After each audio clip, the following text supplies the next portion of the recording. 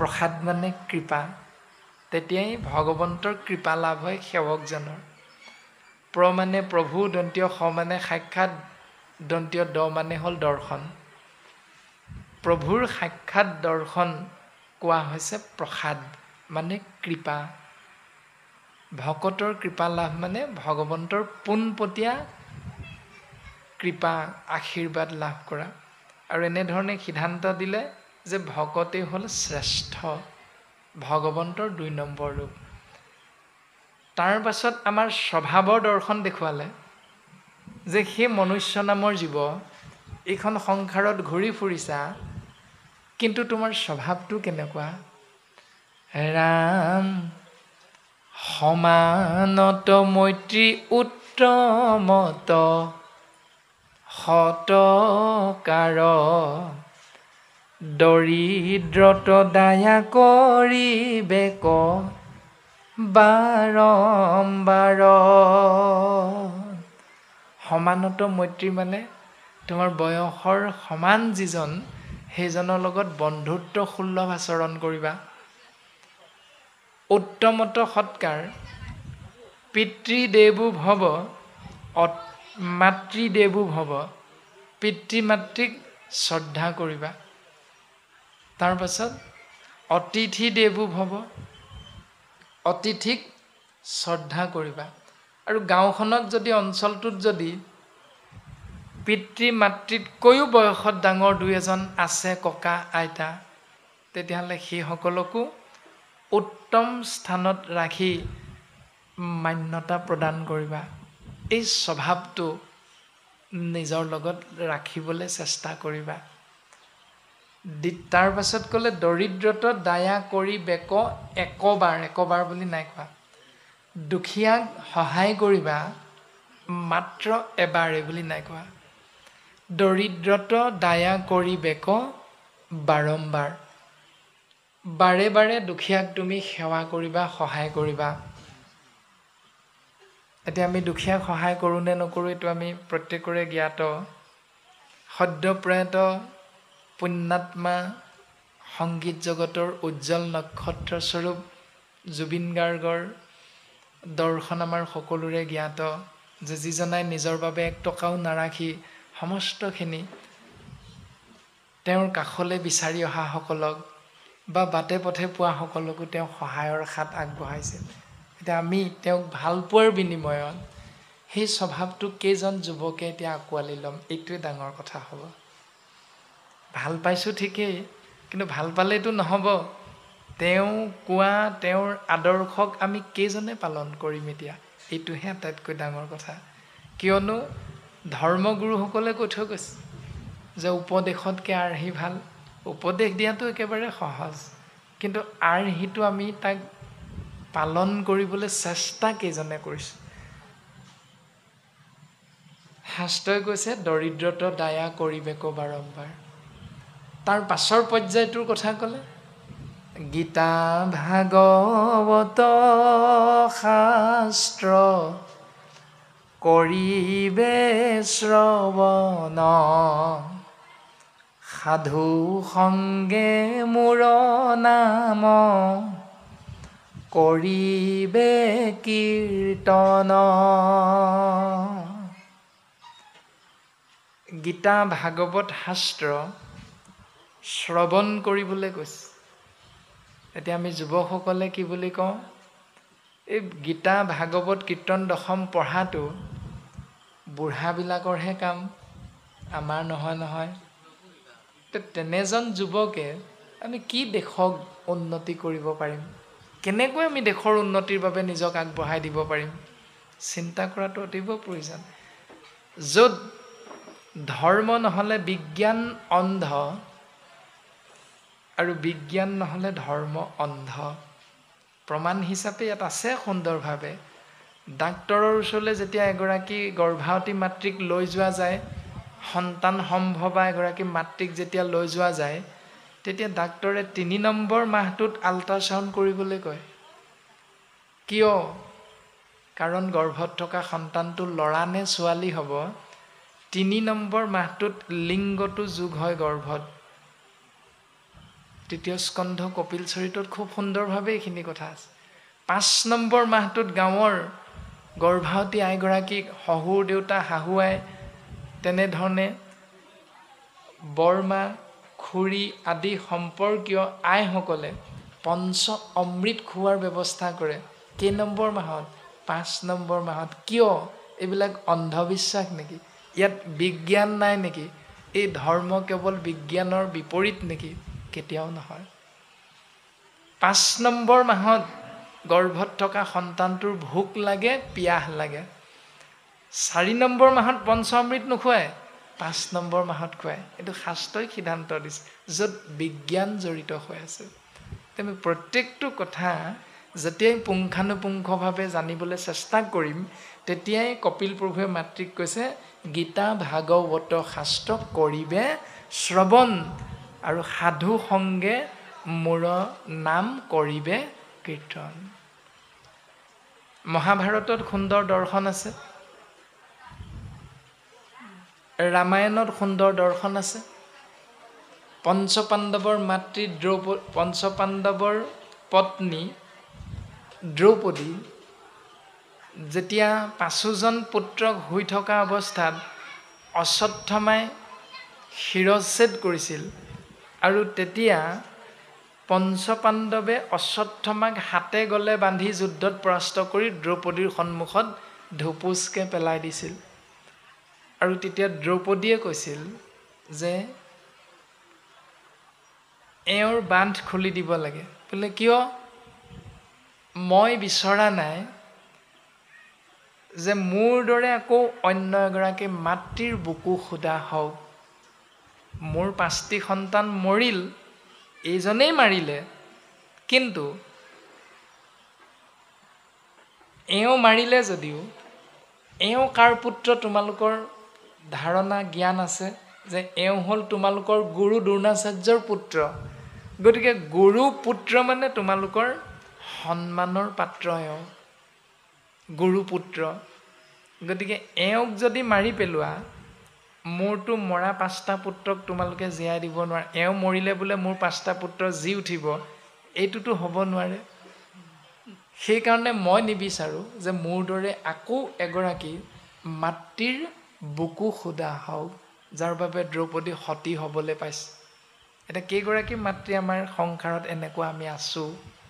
নিশ্চিত ৰূপত নাই। কৰ্ণৰ জন্ম হৈছে, কৰ্ণই অন্যায়ৰ প্ৰতিবাদ কৰিছে, সকলোৰে জ্ঞাত। কৰ্ণই প্ৰত্যেক মুহূৰ্ততে অন্যায়ৰ বিৰুদ্ধে যুঁজিছে, কিন্তু যুঁজিবলৈ যাওঁতে কৰ্ণই যাক সাৰথি হিচাপে গ্ৰহণ কৰিলে, সেই সাৰথিটোৱে আছিল দুষ্টৰ প্ৰতীক নাম দুৰ্যোধন। সেইকাৰণে কৰ্ণই কৰা প্ৰত্যেকটো কৰ্মই ভুল আছিল,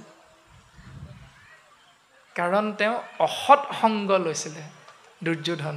আৰু শাস্ত্ৰত ক'লে সাধু সংগে মোৰ নাম কৰিবে কীৰ্তন বা শ্ৰৱণ। সাধু সংগলৈ যাবলৈ কৈছে, অসাধু সংগলৈ যাবলৈ নাই কোৱা।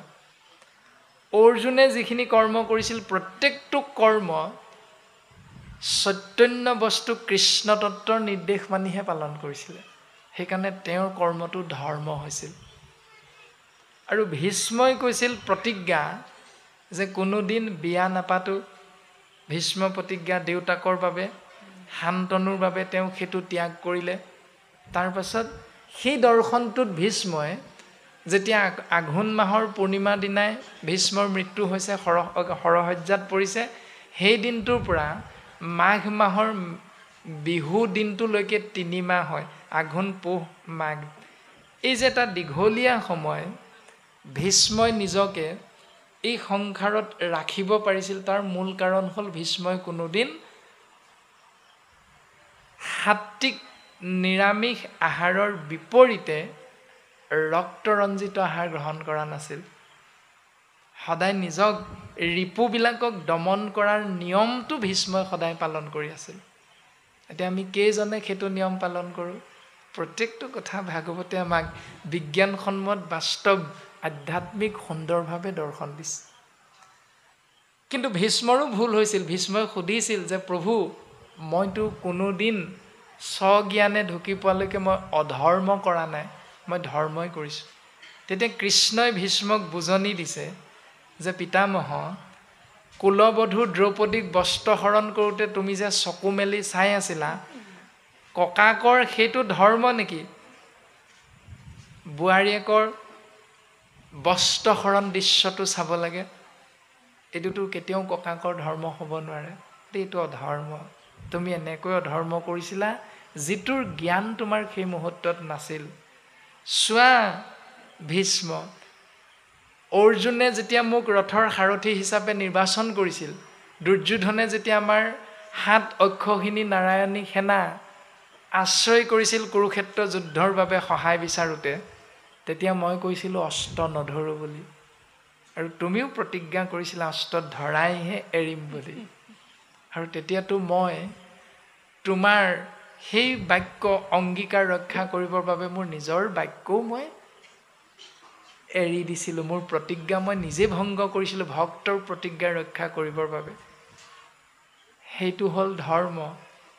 কিন্তু অন্য হাতেদি তোমাৰ হাতত সমস্ত শক্তি থকাৰ পাছতো দ্ৰৌপদীৰ বস্ত্ৰহৰণৰ সময়ত তুমি কিন্তু এবাৰো মূৰ দাঙি কথা নকলা। সেইটো তোমাৰ অধৰ্ম। গতিকে আমাৰ হাতত দুখীয়াক দিব পৰা সমস্তখিনি ধন টকা পইচা থকাৰ পাছতো আমাৰ ওচৰত যেতিয়া আহিব বোলে ককাইদেউ, সন্তানটোৱে ভালকৈ পাছ কৰিলে কিন্তু এডমিশ্যনৰ বাবে 2015 মান টকা কমি আছে, আপুনি অকণমান সহায় কৰকচোন। আমি কেইজনে সহায় কৰোঁ? ভাগৱত দৰ্শন মানে কিতাপখন পঢ়ি থকাটোৱে ভাগৱত ধৰ্ম নহয়। এই দৰ্শনবিলাক শাস্ত্ৰই আমাক দিছে যে আমি কিমান ইনকম কৰিছোঁ, উপাৰ্জন কৰিছোঁ, দৰমহা পাইছোঁ, এইটো ডাঙৰ কথা নহয়। দাঁতিঘৰক যদি পানী পৰি থকা ঘৰ এটাত থকা দেখিও এক বান্দোল টিং কিনি দিব পৰা শক্তি থাকিও আপুনি মই যদি সেইকণ সহায় আগবঢ়োৱা নাই, তেতিয়াহ'লে সেই ভগা প্ৰজাটোৰ কাষত 5 তলা বিল্ডিংটো থিয় হৈ থকাৰ দৰ্শনটো বাকী সমাজৰ দৃষ্টিত পৰিলে কি হয় সেইটো প্ৰত্যেকৰে জ্ঞাত। কৃষ্ণ এনেধৰণে কপিল প্ৰভুৱে মাতৃ দেৱহূতিক খুব সুন্দৰ জ্ঞান প্ৰদান কৰিছে, যি নীতি নিয়ম পালন কৰাটোক ভাগৱত ধৰ্ম হিচাপে প্ৰকাশ হৈছে। আৰু তাৰ পাছতেই দৰ্শন দিছে, ৰাম সমস্ত ভূততে মই আছো সৰ্বক্ষণে, মহুক অৱজ্ঞাৱাতি কৰে যিটো জনে, বেদ মন্ত্ৰে প্ৰতিমাত কৰয় বৰ্ষণ, নাহি তাৰ ফল কিছু সবে বিড়ম্বন। বেদৰ যিমানবিলাক ডাঙৰ ডাঙৰ মন্ত্ৰ আছে তাৰ ভিতৰত শ্ৰেষ্ঠতম মন্ত্ৰ হ'ল ওম নমো ভগৱতে বাসুদেৱায়, যাক কোৱা হয় দ্বাদশী মন্ত্ৰ। এই দ্বাদশী মন্ত্ৰতকৈ শ্ৰেষ্ঠতম মন্ত্ৰ এই সংসাৰত ব্ৰহ্মাণ্ডত একো নাই। সেই বেদৰ ডাঙৰ মন্ত্ৰকো যদি আশ্ৰয় কৰি প্ৰতিমাত অৰ্চনা কৰা, নাহি তাৰ ফল কিছু সবে বিড়ম্বন, তাৰ পৰা জীৱই ফল লাভ কৰিব নোৱাৰে, সকলোখিনি বিফল। কিয়নো তাৰ আগতে এই জ্ঞানটো আমি আনিব লাগিব যে সমস্ত ভূততে ব্যাপী আছোঁ মই হৰি, সকলোতে ময়ে আছোঁ। সেইকাৰণে মহুক অৱজ্ঞা আতি কৰে যিটো জন, যদি মোক অৱজ্ঞা কৰে, তাৰ প্ৰমাণ আপোনাসবে পাইছে, আমি সকলোৱে পাইছোঁ যে জুবিন গাৰ্গৰ মৃত্যুত যেতিয়া শ্ৰদ্ধাঞ্জলি অনুষ্ঠান জনোৱা হৈছিল প্ৰত্যেক প্ৰান্তে প্ৰান্তে, আৰু সেই ফটোখনৰ সন্মুখত কাউৰী, বগলী, শালিকী আদি কিছু কিছু প্ৰাণী এই সংসাৰ এৰি গুচি গৈছে। কিয়? সেই প্ৰকৃতিৰ যিটো প্ৰেম, সেই প্ৰেম হয়তো তেৰাই ৰাখিব পাৰিছিল নিজৰ লগত, কিন্তু তাক জীয়াই থাকোঁতে হয়তো আমি কোনো দৰ্শন নাপালোঁ, কিন্তু মৃত্যুৰ পাছত হয়তো সেইখিনি দৰ্শন আমি দেখা পাইছোঁ। গতিকে মুহুক অৱজ্ঞাতি কৰে যিটোজন হোটেলত একাপ চাহ খাবলৈ লওঁতে লালমোহনটোৰ সৈতে ৰসগোল্লাটোৰ সৈতে তেতিয়া সেইজন পিতৃয়ে ৰসগোল্লাটো মুখলৈ নিবলৈ নি এক মুহূৰ্তৰ বাবে ভাবে যে মই যদি ৰসগোল্লাটো খাওঁ তেতিয়াহ'লে মোৰ সন্তানটো ৰসগোল্লাটোৰ সোৱাদৰ পৰা বঞ্চিত হ'ব। এইখন পৃথিৱীত তেনেকুৱা মানুহো আমি আছোঁ। আৰু সেইকাৰণে পিতৃয়ে লাল চাহ একাপ খাই সন্তানৰ কথা মনত পেলাই সন্তানলৈ সেই বস্তুটো সামৰি লৈ আহে। আৰু সেই সন্তানে যেতিয়া বিয়া হৈ এঘৰলৈ ওলাই গুচি যাব বা সেই সন্তানে যেতিয়া চাকৰি কৰি অন্য দুখৰ জেগাত মাটি কিনি ঘৰ বনাব তেতিয়া মাতৃয়ে যেতিয়া ফোন যোগে জনাব বোলে বোৱাৰী সোণটোক কৈ দিবাচোন দেউতাৰৰ বৰ বেছিকৈ টান হৈছে, গতিকে এপাক পাৰিলে চাই যাবলৈ। আৰু চাবলৈ আহোঁতে কি হয়, কন্যাগৰাকীয়ে জীয়েকে কয় স্বামীক মানে জোঁৱায়েকক বোলে দেউতাৰ এনেকুৱা হৈছে ব'লক, আৰু তেতিয়া হোটেলৰ পৰা ভাল মিঠাইটো কিনি আনে। তেতিয়া দেউতাকে খাব পৰা অৱস্থাত নাথাকে। আৰু আমাৰ সমাজৰ দৰ্শন এনেকুৱা। ডাঙৰ মাছৰ পিচটো আনিব, খাব পৰা সময়ত দেউতাকক খুৱাবলৈ এদিনো নাহে। অথচ যেতিয়া শেষ মুহূৰ্ত আহি পৰিল তেতিয়া খাব পৰা সময়ত ডায়েবেটিছ হ'ব, মিঠাই নাখাবা দেউতা, বাধা দিওঁতেই যায়। আৰু যেতিয়া খাব নোৱাৰে তেতিয়া যিমান মিঠাই আছে ভাল সিমানখিনি মিঠাই দেউতাকৰ ওচৰলৈ লৈ আহে। বোলে চোৱাচোন দেউতা, তোমাৰ জোঁৱাই আহিছে, মিঠাই আনিছে, তুমি চকু মেলা। ক'ত চকু মেলিব দেউতাকে? নেমেলে, কাৰণ যেতিয়া দিব লাগিছিল তেতিয়াই নিদিলোঁ আপুনি আমি।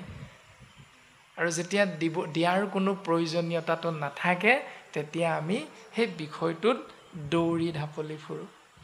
এতিয়া মুহুক অৱজ্ঞাতি কৰে যিটোজন, এনেকৈ প্ৰাণী হিংসা কৰি আপুনি আমি যদি এই সংসাৰত বৰ্তি থাকোঁ, অন্য হাতেদি নামঘৰ মন্দিৰ মছজিদ আদিবিলাকত গৈ ঈশ্বৰ উপাসনা কৰোঁ, শ্ৰেষ্ঠতম মাৰ্গটো আশ্ৰয় কৰি, তথাপিতো কপিল প্ৰভুৱে কৈছে তাৰ দ্বাৰাও জীৱৰ মংগল নহয়, কিয়নো তেওঁ চেদজ অন্দজ উদ্ভিদজ এই তিনিমুঠি জীৱক অৱজ্ঞা কৰিলে।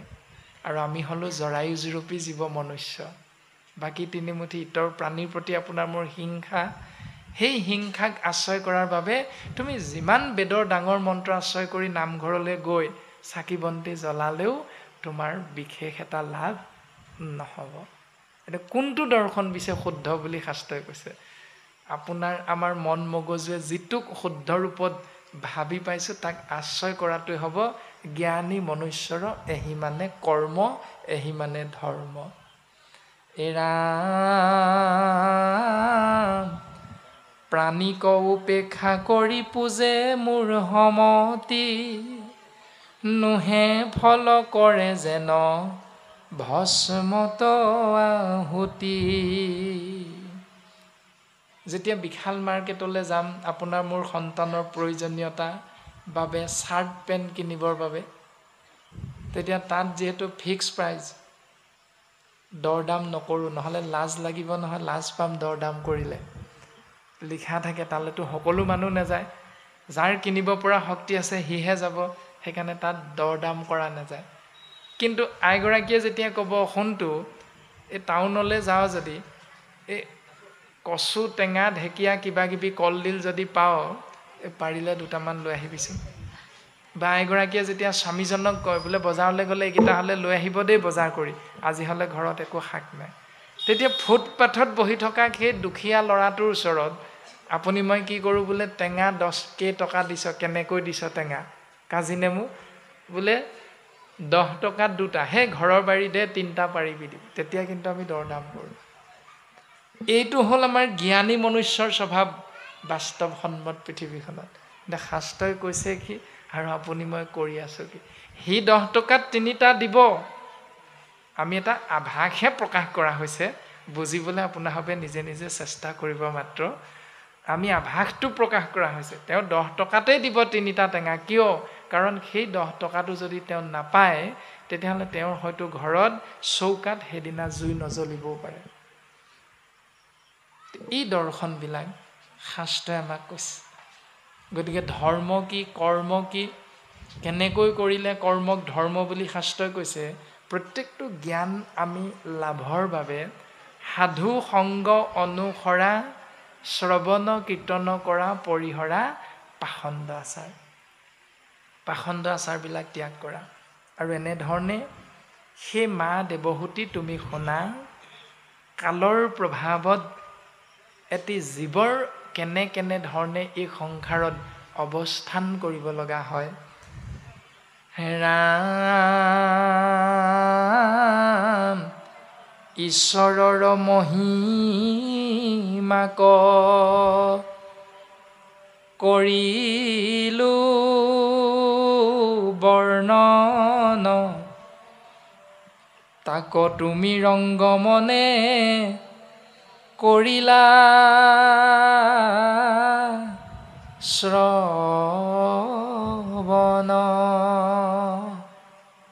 কালৰ প্ৰভাৱ সমে জীৱৰ সংসাৰ, কহুৱাবে তাক সবে শুনা পুনৰবাৰ। কালে ইটো লোক সমস্তকে চলাবয়, তভু তাৰ বিক্ৰমক কেহুনো বুজয়। কাল মানে সময়। সময়ে প্ৰত্যেকজন হৰিধাৰী মনুষ্যক আত্যান্তিক সুখৰ বাবে কি কৰ্ম কৰিব লাগে, কি কৰ্ম কৰিব নালাগে, এইখিনি সময়ে শিকাই যাব। প্ৰথম স্কন্ধটো দেৱঋষি নাৰদে কৃষ্ণ দ্বৈপায়ন বেদব্যাসক এই জ্ঞানটো দিছিল। ও কালে কৰ্ম মিলাই বেক বিষয় সুখ, উপদেশী লোক শৌক কৃষ্ণক সন্মুখ। মাধৱ গুৰুজনা নামঘোষা শাস্ত্ৰত ক'লে, বিষয় সম্বন্ধ সুখ সমস্ত জনিতে পাই, হৰি সেৱা একো স্থানে নাই।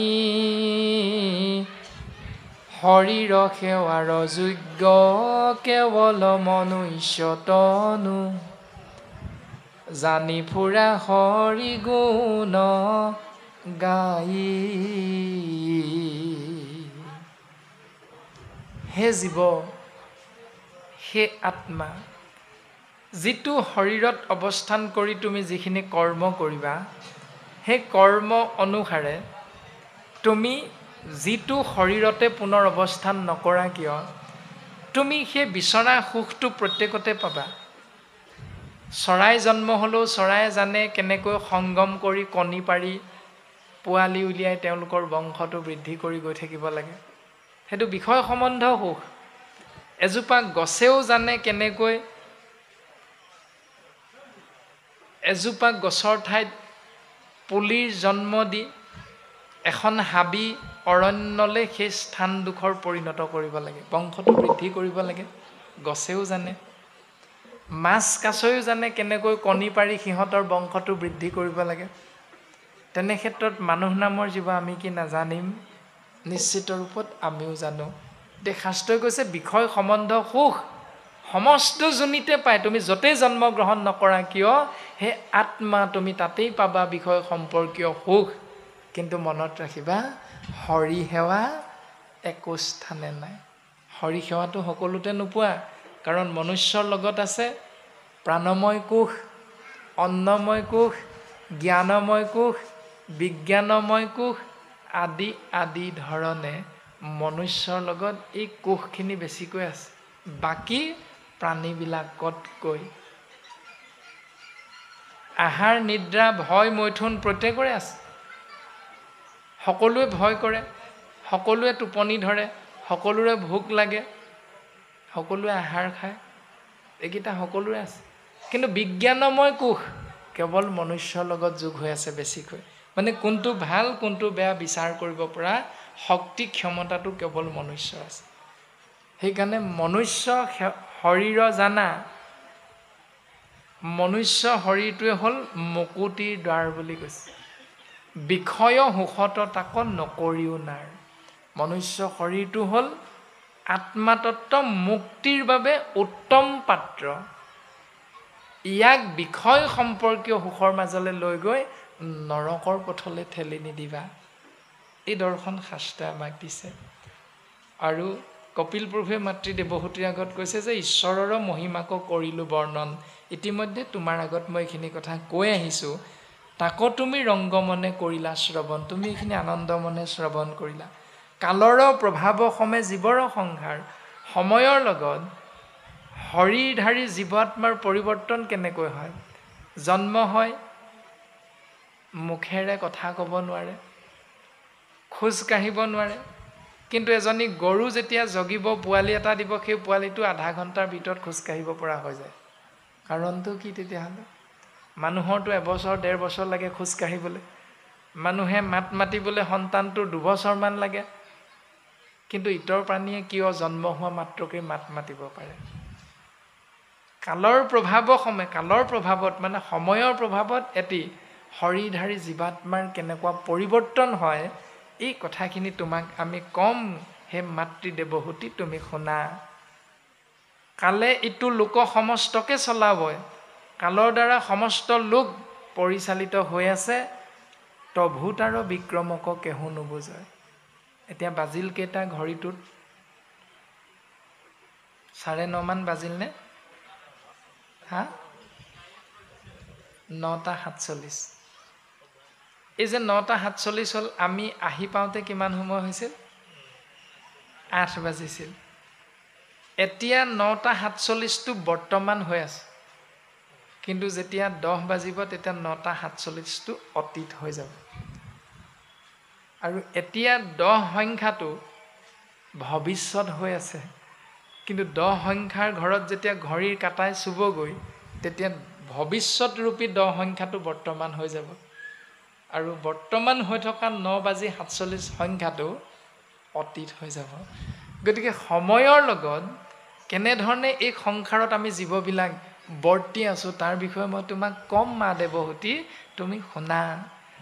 অ সুখ পাইব বুলি নানা কৰ প্ৰয়াস,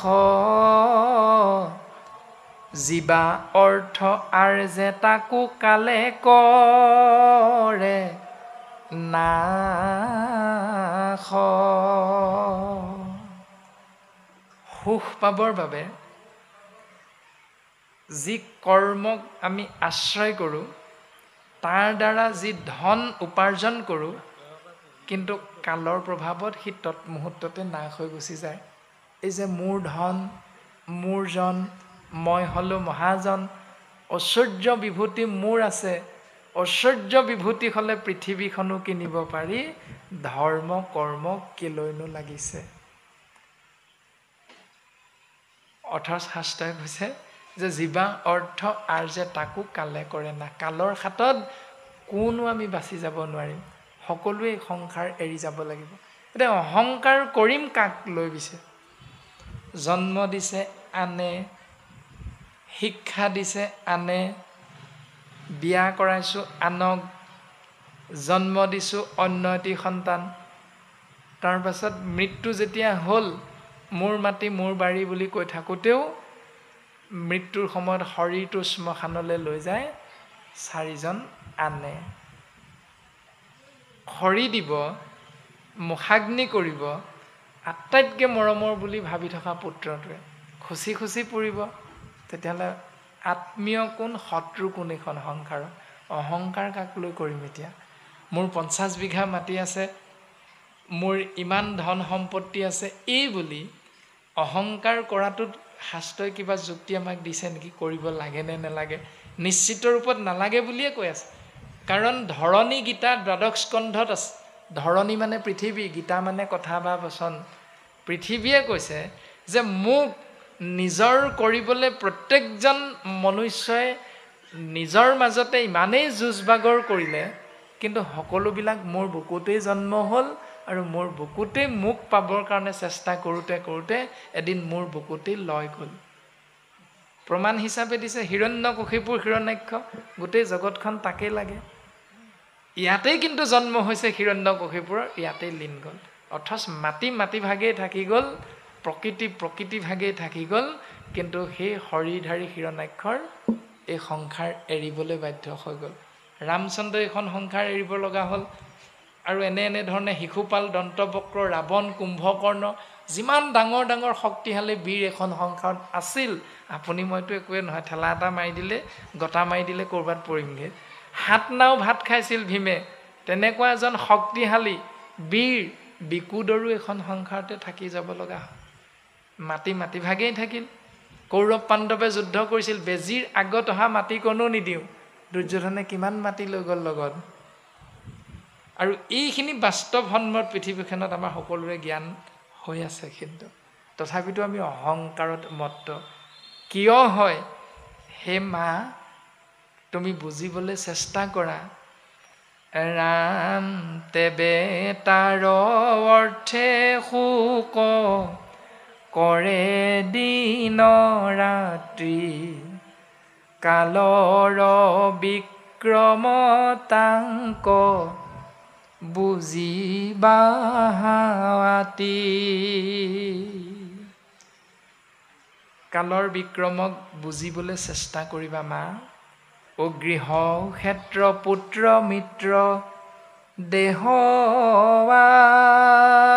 আদিজত, ইটো সবে মিছা পৰমাৰ্থ বিচাৰত। গৃহ অৱস্থান কৰা, মাটি, পুত্ৰ, বন্ধু, দেহ আদি যত পৰমাৰ্থিক বিচাৰত সকলোখিনি মিছা। ও দুখ কৰি ধন ধান আৰ্যে যত মানে, তেজক পানী কৰি, সাৰক মাটি কৰি, দিনক ৰাতি কৰি, ৰাতিক দিন কৰি যি ধন টকা পইচা ঘটো, কৃষ্ণে এৰিলাতে তাংক খাইবে সবে আনে। এইটোহে সঁচা। তুমি যিমানেই কষ্ট নকৰা দিনক ৰাতি কৰি, যেতিয়া হৃদয়ৰ পৰা কৃষ্ণ তত্ত্ব ওলাই গুচি যাব, কৃষ্ণ তত্ত্ব থকাৰ কাৰণে আমি ইংৰাজীত কৈ আছোঁ বডি বুলি, অসমীয়াত শৰীৰ, মানুহ বুলি কৈছোঁ। কিন্তু কৃষ্ণ তত্ত্ব ওলাই গ'লে অসমীয়াত হ'ব মানে মৃত শৰীৰ, আৰু ইংৰাজীত হ'ব ডেড বডি। সকলোতে যদি কৃষ্ণ তত্ত্ব আছে, তেতিয়াহ'লে ডেড বডিটো বাহিৰলৈ উলিয়াবলৈ খলি ধলি লাগে। তেওঁ জন্ম দিয়া পিতৃয়ে হওক, মাতৃয়ে হওক, অন্য হাতেদি একে কৃষ্ণ তত্ত্ব অৱস্থান কৰি থকা হাঁহ বা ব্ৰইলাৰ নামৰ প্ৰাণীটো ইংৰাজীত ডেড বডি হ'লেও তাক কিন্তু ভিতৰলৈ নিবলৈ খলি ধলি লাগে। পাৰ্থক্যবিলাক ক'ত, আমি কেনেকৈ বুজোঁ? তাৰমানে মানুহৰ শৰীৰটো ডেড বডি, দুখ লাগে সুখ লাগে নিজৰ তাৰমানে, কিন্তু অন্য হাতেদি হাঁহ, পাৰ, কুকুৰা এইবিলাকক মাৰিলে ডেড বডি, সেইটো কিন্তু বাহিৰলৈ নিনিয়ে, সেইটো আকৌ বাহিৰৰ পৰা ভিতৰলৈহে নিয়ে। এইবিলাক আপোনাৰ মোৰ শাস্ত্ৰৰ বিপৰীত কৰ্ম ধৰ্ম আশ্ৰয় কৰি সংসাৰত বৰ্তি আছে। মুহূৰ্ত দুৰ্মতি সবে সত্য কণ মানে, তাহাৰ বিনাশে শোক পাৱে সিকাৰণে। ঘোৰ সংসাৰত যেই যেই জনি যায়, নাহি বিৰকতি তৈতে তৈতে দুখ পাই। এই যে সৰুতে এটা গল্প সাধুৰ আকাৰত পাইছিলোঁ। নদী এখনৰ ওপৰত এডাল সাঁকো আছিল। সাঁকোডালত দুফালৰ পৰা দুটা ছাগলী গৈছে, আৰু দুইটা ছাগলীয়ে ইটোৱে কৈছে মই প্ৰথম উঠিছোঁ, মোক বাটটো এৰি দে। সেইটোৱে ক'লে নহয়, মইহে প্ৰথম উঠিছিলোঁ সাঁকোত, মোক বাটটো এৰি দে।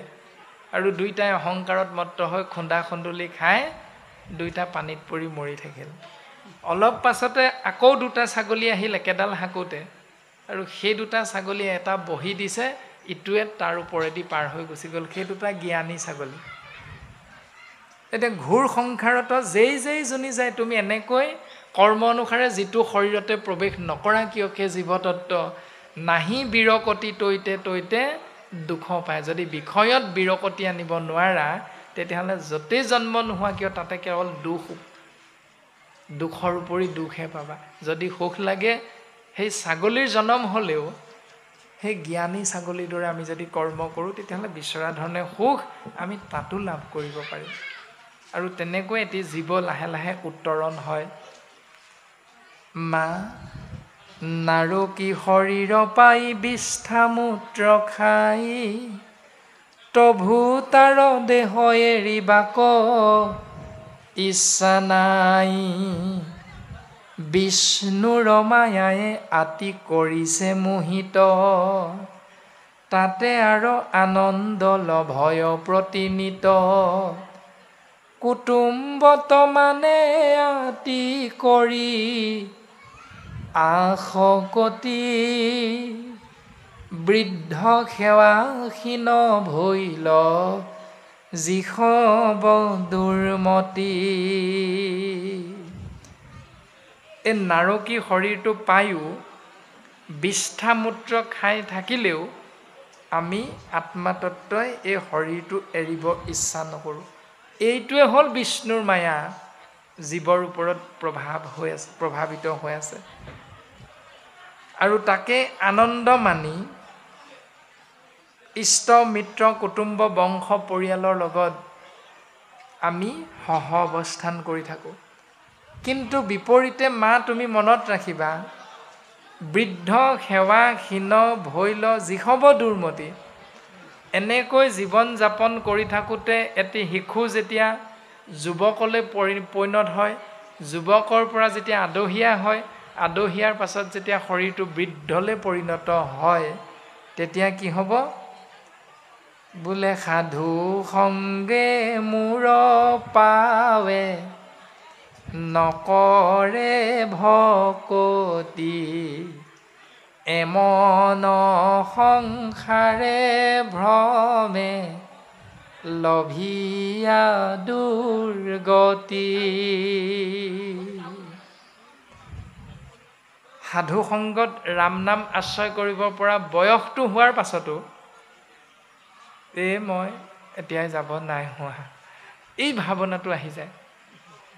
যি সময়ত এই যে গান এটা ওলাইছিলে, বিয়াখন পাতিম বুলি ভাবোঁতে লগৰবোৰে ল'লে হৰি নাম, সেই যিটো গানৰ মাজেৰে দৰ্শন সমাজৰ বাপাইসকলৰ মাজত বোৱাই দিব বিচাৰিছিল। যেনেকৈ ভূপেন দাই গানৰ মাজেৰে কৈ গৈছিল, মানুহে মানুহৰ বাবে যদিহে অকণো নাভাবে, অকণি সহানুভূতিৰে ভাবিব কোনে নোকোৱা সমনীয়া মানুহে মানুহৰ বাবে। সেইটো আধ্যাত্মিক জ্ঞান ইতিমধ্যে ওলাই গৈছে পদত। মানুহ যদিহে নহয় মানুহ, তেতিয়াহ'লে দানৱ কাহানিও নহয় মানুহ। এতিয়া আমি মানুহৰ শৰীৰটো লৈছোঁ ঠিকেই, কিন্তু আমাৰ কৰ্মখিনি যদি দানৱৰ লগত মিলিছে, তেতিয়াহ'লে মানুহৰ শৰীৰত আমাকেই দানৱ বুলি শাস্ত্ৰই ককৰ্থনা কৰিছে। লাজ পাব কোনেনো কোৱা সমনীয়া মানুহে মানুহৰ ভাৱে। মানুহ যদি নহওঁ তেতিয়াহ'লে দানৱ কোনদিনা আহি মানুহ হ'বহি? কেনেবাকে যদি দানৱ আহি মানুহ হয় তেতিয়াহ'লে লাজটো আমিয়ে পাম।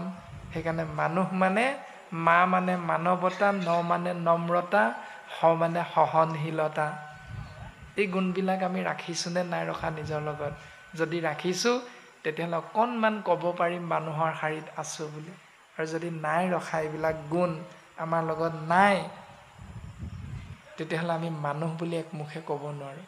শৰীৰটো মানুহ হয়, কিন্তু কাৰ্যক্ষেত্ৰত আমি মানুহ নহয়। আৰু সেইকাৰণে এটা উদাহৰণ দিছে যে বৃদ্ধ সেৱাহীন ভৈলে যিসব দুৰ্মতি। যেতিয়া বৃদ্ধ অৱস্থাত আমি গৈ উপনীত হ'ম, তেতিয়া আমাৰ অৱস্থাটো কি হ'ব? কপিল প্ৰভুৱে মাতৃক কৈছে, যিটো আমাৰ সমস্ত জনাৰে জ্ঞাত, ৰাম যেবে ভাৰ্যা পুত্ৰ ভৃত্য ভৈল পশুচয় কৃতকৃত্য ভৈলো বুলি পাছে সে মানয়। তেবে তাৰা সবক পোষণ চিন্তা জৰে নাহি কিছু সুখ সৰ্ব অংগ দাহ কৰে। ক্ষণো বেইছা নাৰীৰ শৃংগাৰৰ ৰস পাই বোলে আৰু আতপৰে কিছু সুখ নাই সবাল পুত্ৰৰ শুনি মধুৰ বচন দুখ গৃহে সুখ মানি থাকে সৰ্বক্ষণ যাহাক পুখিলে আতি অধোগতি যায় তাসম্বাক পুখে আতি কৰিয়া অন্যায় যৌৱনপ্ৰাপ্ত অৱস্থাত বিয়া বাৰু কৰাই যি পুত্ৰ সন্তান জন্ম দিলোঁ কন্যা সন্তান জন্ম দিলোঁ সেইসকল যেতিয়া ডাঙৰ হ'ব তেতিয়াতো আমাক এবাৰৰ বাবে হ'লেও ক'ব যে দেউতা আমাৰ বাবে কি কৰিলা গোটেইখিনি মই নিজৰহে কৰিছোঁ চাকৰি কৰি ধন টকা পইচা ঘটি মই ঘৰ বনাইছোঁ তুমি কি কৰি থৈ গ'লা মোৰ বাবে একোৱেতো কৰিব নোৱাৰিলা এনেধৰণে জন্ম দিয়া পুত্ৰৰ পৰা আপুনি মই পিতৃ মাতৃয়ে ককৰ্থনা শুনিব লাগিব কিন্তু সেই সন্তানক লৈ এদিন আপুনি মই সপোন দেখিছিলোঁ বিভিন্নটা সপোন প্ৰত্যেকৰে বেলেগ বেলেগ আৰু যেতিয়া বোৱাৰী আনিম তাৰ পাছত আমাক শাস্ত্ৰই সিদ্ধান্ত দিছে ৰাম কুটুম্বকো পুখিবাক নাহিকে শকতি নিশ্বাসকাৰ হিয়া পৰি থাকয় দুৰ্মতি এতিয়া শৰীৰটোত শক্তি আছে কাৰণেহে য'ৰ ত'ৰ পৰা আজৰি আনি পোহপাল দিছোঁ পৰিয়ালটো যেতিয়া পোহপাল দিব পৰা শক্তিটো হাতত নাথাকিব ভৰিকেইটাত যেতিয়া নাথাকিব এঠাইৰ পৰা আন ঠাইলৈ গৈ ধন ঘটিবৰ বাবে তেতিয়া পুত্ৰ বোৱাৰীয়ে কি বুলি ক'ব হাঁহ হুমুনিয়াকাৰী চকীত বহি থাকিব লাগিব বিচনাত পৰিবগৈ লাগিব ঘৰখনৰ ভিতৰতে যেনে তেনে ওলোৱা সোমোৱা কৰাৰ বাহিৰে বেলেগটো আৰু নাই আপোনাৰ মোৰ ভাৰ্যা পুত্ৰে পূৰ্বৱতে নকৰে আদৰ অল্প বচনতে তাংক কৰে অনুত্তৰ দি থাকিব পাৰোঁতে যিমান দেউতাক মাকৰ গুণগান আনৰ আগত কৈছিল পুত্ৰ কন্যা বোৱাৰীয়ে কিন্তু দিব নোৱাৰা যিদিনাৰ পৰাই হ'ব সেইদিনাৰ পৰা এলাগী হৈ যাম আমি অল্প বচনতে তাংক কৰে অনুত্তৰ যদি দেউতাকে বোৱাৰীয়েকক কয় বোলে হেৰৌ আমাৰ দিনত এইবিলাক নাছিল নহয় শান্তি ৰাধিকা কৈৱৰ্ত সম্প্ৰদায়ৰ এগৰাকী বোৱাৰী যাক কোৱা হৈছে সতী ৰাধিকা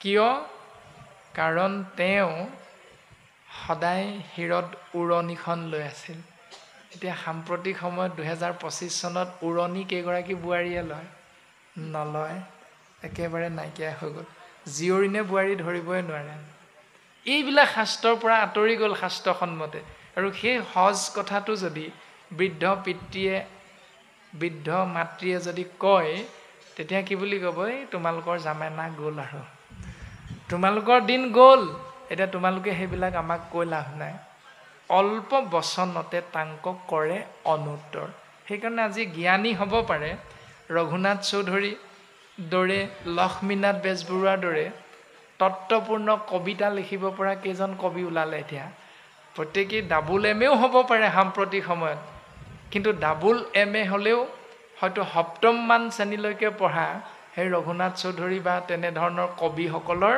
কবিতাকেই কিন্তু আজিও আমি পাঠ্যপুথিত পঢ়িয়ে থাকিব লগা হৈছে কিয় আমিতো ডাবুল এমএ আমিতো ট্ৰিপুল এমএ তাতোতকৈও কিবা যদি ওপৰত জ্ঞান আছে সেইবিলাকো আমি লৈছোঁ ডিগ্ৰী লৈছোঁ তৎসত্ত্বেও আপোনাৰ মোৰ এটা কবিতা কিয় পাঠ্যপুথিত আমি সন্নিৱিষ্ট কৰিব পৰা নাই তাৰমানে আমি শিক্ষিত হৈছোঁ জ্ঞানী হ'ব পৰা নাই সেই দৰ্শন শাস্ত্ৰৰ মাধ্যমেৰে আমি বুজিবলৈ চেষ্টা কৰিব লাগিব তাৰ পাছত প্ৰকাশ হৈছে এই ৰামে নপাৰ পুখিবে বুঢ়া খাইবে মাত্ৰ চাখ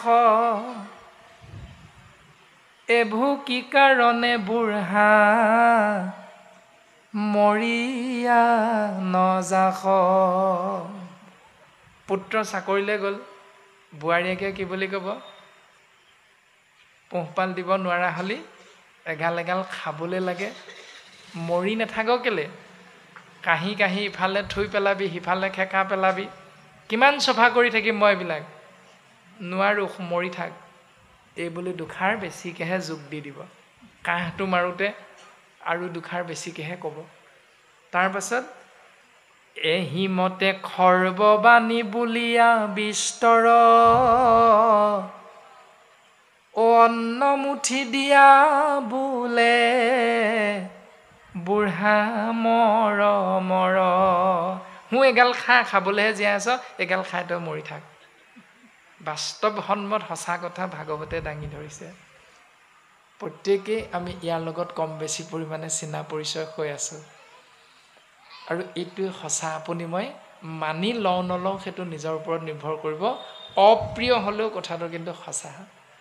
আকৌ এটা উদাহৰণ দিলে, বুঢ়া বলধক যেন গৃহস্থে নাদৰে, তাকো ভাৰ্যা পুত্ৰ সবে সেহি মতে কৰে। যিহাল গৰুক লৈ আপুনি মই 10জনৰ আগত ফিট মাৰিছিলোঁ, বোলে তোমাৰ গৰুহালে কেইডৰা বায়হে? এদিনত হাল মাটি কেইবিঘা বায়? বোলে 3ডৰামানহে বায়। সেই মোৰ হাল চাবাগে, তই 1.5 বিঘা সোধেই নাই, ছিঙি দিওঁ। 1.5 বিঘা 2 বিঘালৈকে ছিঙি দিওঁ। কিন্তু সিমান শক্তি 2 বিঘালৈকে ছিঙি দিয়া গৰুহাল যেতিয়া লাহে লাহে বুঢ়া হ'ব, তেতিয়া গৰাকীয়ে কি কৰে? ইয়াতকৈ বেছিকৈ বুঢ়া হ'লে দাম নাপাবও পাৰোঁ। সেইকাৰণে ইমানতে যদি গৰুকেইটা বেছি তাৰ ঠাইত আকৌ যদি ভাল দমৰা গৰু এহাল ল'ব পাৰোঁ, তেতিয়াহ'লে মোৰ পইচাকেইটা বাচি যাব, লোকচানত নপৰোঁ, লাভেই হ'ব। সেই কথাটো প্ৰকাশ কৰিছে যে বুঢ়া বলধক যেন গৃহস্থে নাধৰে। দমৰা গৰুহাল যেতিয়া বুঢ়া হ'বগৈ, গৃহতে মালিকজনে তাক যেনেকৈ আগৰ দৰে দানা পানী নিদিয়ে, দিয়াৰ পৰা অকণমান আঁতৰি আহে, ঠিক তেনেকৈ তাকো ভাৰ্যা পুত্ৰ সবে সেহি মতে কৰে। দি থাকিব পাৰোঁতে পত্নীগৰাকীৰ কাৰণেও স্বামীজন বৰ ভাল। যেতিয়াই দিব নোৱাৰা হ'ল, তেতিয়া কি হ'ব? আমুকলে চাওকচোন, দৰমহা পাই ইমান, গাড়ী দেখিছে নাই, 2খন ল'লেই। আমাৰ আকৌ তেওঁতকৈ বেছি দৰমহা পায়ো বাইক এখনো ল'ব পৰা নাই। এইবিলাক চিন্তা আমাৰ। সেইকাৰণে প্ৰথমে আমি কোৱা হৈছিল যে স্ত্ৰী সংগ নৰকৰ পথ বুলি কৈছে। গতিকে আমি যিগৰাকীক বিয়া কৰাম, তেওঁ স্ত্ৰীৰ ৰূপলৈ লৈ যাবলৈ আমি স্বামীজনেও চেষ্টা কৰিব নালাগে, আৰু সহধৰ্মিনীগৰাকীও নিজক স্ত্ৰীৰ মাজলৈ লৈ যাবলৈ চেষ্টা কৰিব নালাগে। শাস্ত্ৰই কৈছে ভাৰ্যা আৰু পত্নীৰ ৰূপত থাকিবলৈ। আৰু যদি তাকে নকৰি স্ত্ৰীৰ ৰূপলৈ যাওঁ, তেতিয়াহ'লে সেইখন ঘৰ অনতি পলমে যে আমুকৰ দেখিছে নাই 2খন গাড়ী, আমাৰ বেছিকৈ দৰমহা পায়ো 1খন গাড়ীও ল'ব পৰা নাই, সেইটো স্ত্ৰীৰ চিন্তা।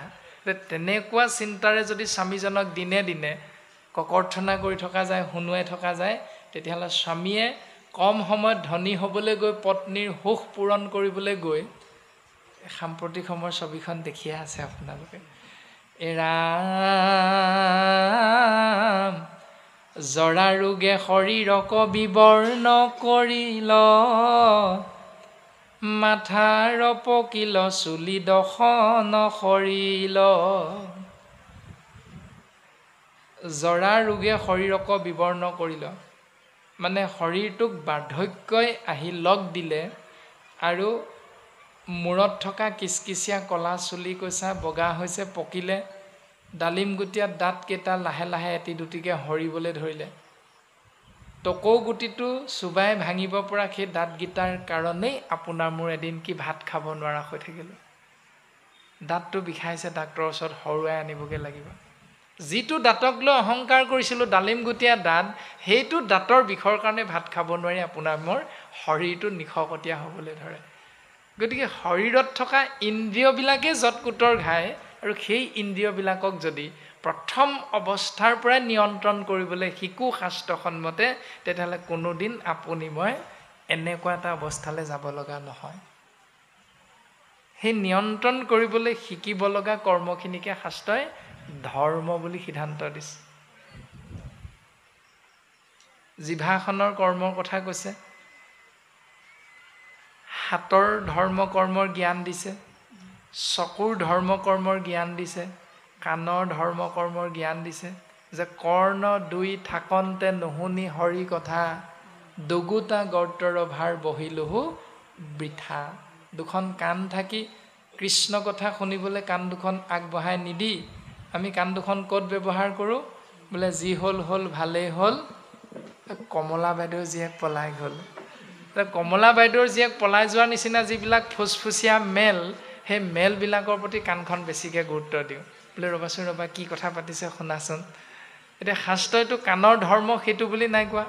কাণৰ ধৰ্ম কৈছে কৰ্ণ দুই থাকন্তে নুশুনি হৰি কথা, মানে কৰ্ণ দুখনক কৃষ্ণ কথা শুনাৰ কামতহে ব্যৱহাৰ কৰিবলৈ কৈছে। জিভাখনৰ কথা কৈছে কৃষ্ণ গুণ নাগাই কৰৈ, আনকহে ব্যাখ্যান জানা জিভা ভৈল তাৰ বেংগৰ সমান। বেং মানে ভেকুলী। এতিয়া এইটো শাস্ত্ৰত আমি আজিহে পাইছোঁ নি এইটো নিয়ম জিভাখনৰ কথা? নামঘোষাতটো কৈছে হে জিভা সদা তোৰ মধুৰেখে প্ৰিয় মাত্ৰ, জান তই ৰসৰ সাৰক, আন তেজি নিৰন্তৰে কৰায়ুক মাত্ৰ পাণ, নাৰায়ণ নাম অমৃত কৰ। জিভাৰ কৰ্ম হ'ল শৰীৰটোক গ্ৰহণ কৰা, প্ৰত্যেক ভাগ আহাৰৰ সোৱাদটো শৰীৰটোক দিব লাগে, জ্বলা টেঙা তিতা মিঠা কেঁহা। কিন্তু শাস্ত্ৰই কৈছে আত্মাক জিভাৰূপী ইন্দ্ৰিয়টোক বুজাবৰ বাবে যে আটাইতকৈ উত্তম অমৃত এভাগ আছে, সেয়া হ'ল নাৰায়ণ নাম অমৃত। তই জ্বলা টেঙা তিতা মিঠা কেঁহা এইবিলাক সোৱাদ নলৈ মাজে মাজে হেৰ জিভা নাম অমৃত পান কৰচোন। বোলে ভাই মুখে বোলা ৰাম, হৃদয়ে ধৰা ৰূপ, এতেকে মুকুতি পাইবা কহিলো স্বৰূপ। সিদ্ধান্ত দিছে শাস্ত্ৰই আমাক। গতিকে সেই জিভাখন যে ভেকুলীৰ জিভা, আমিতো পদ্য এটাও পাইছিলোঁ পাঠ্যপুথিত, বোলে ঔ ফুল নুফুল কিয়, গৰুৱে যে আগ খায় মই নুফুলিম কিয়, ঔ গৰু আগ খাওঁ কিয়, বোলে গৰখীয়াই যে গৰু নৰখে, মোক নৰখে মইনো নাখাম কিয়। এনেকৈ যে পদ্যটো আগবঢ়াই নিছে, সেই পদ্যটো একেবাৰে শেষৰ ফালে লিখিত ৰূপত আছে যে ঔ মেঘ বৰষুণ দিয় কিয়, বোলে ভেকুলীয়ে যে তুৰতুৰাই মইনো নিদিম কিয়। এতিয়া ভেকুলীৰ কৰ্ম কি ধৰ্ম কি?